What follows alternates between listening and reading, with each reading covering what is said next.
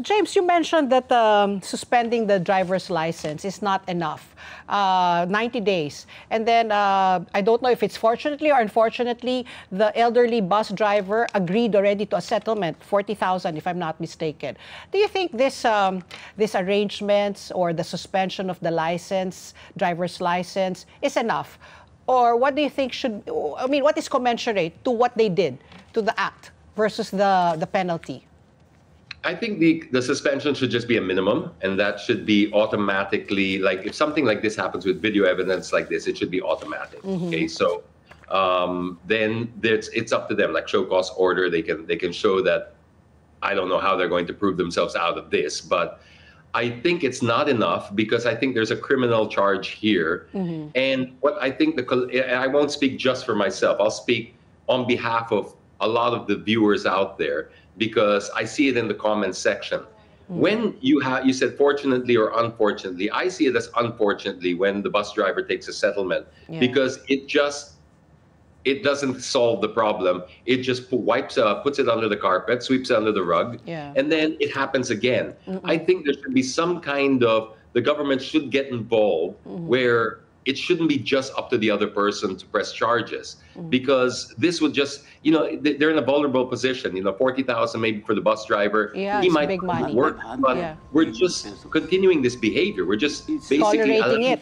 Get away with it. Yeah. Because 40,000 for somebody who owns a brand new pickup truck like it's worth 2.5 million pesos. Yeah. That's nothing. Yeah, chop change. Correct. Yeah. And that's a separate charge. So I don't know if this guy was the driver or if he was a passenger. I'll assume that he was the driver in this case, because that's why they took away his license. Yeah. But yes, again, that should be minimum. And then after that, the criminal charge should be separate. And I don't know how the law works here per se. If you really have to, maybe the lawyers can weigh in. If it has to be acted upon a complaint, or if there could be the city that files something. Yeah. Yes, because this is what bugs me, and I think what scares a lot of people is that could be your dad. Yeah. That could be your lolo. Uncle or lolo, God forbid, it could be even your mom, right? Sometimes these people, they don't even respect gender anymore because they've lost their mind already. This is not normal behavior. You can see this elderly bus driver is not fighting back. He's doing everything he can to get away from this guy. Correct. Yeah. Then you see in the comment section, which bothers me a lot, people going, we don't know the full story. Yeah. Mamaya, alam mo naman yung mga bus driver. And that gets my blood boiling, because while I see what they're trying to say, and that there's a lot of bus drivers that are not disciplined, kamote drivers.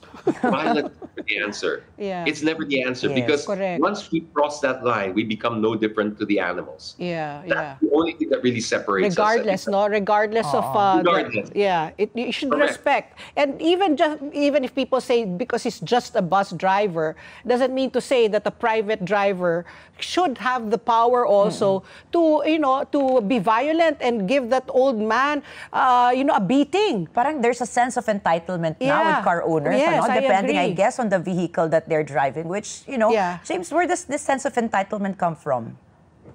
Well, I think it's, we have a class distinction. I don't know where that came from really, but for some reason, people tend to look down on people with different types of cars, if they drive a public utility vehicle.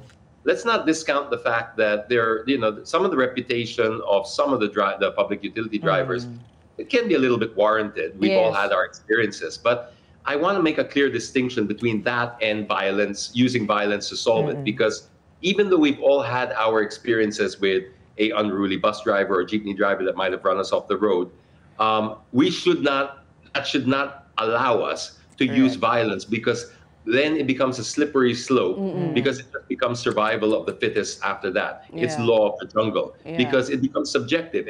I could say, well, okay, I got scared, so that allows me to just shoot you now. No, it's not. It's not justifiable.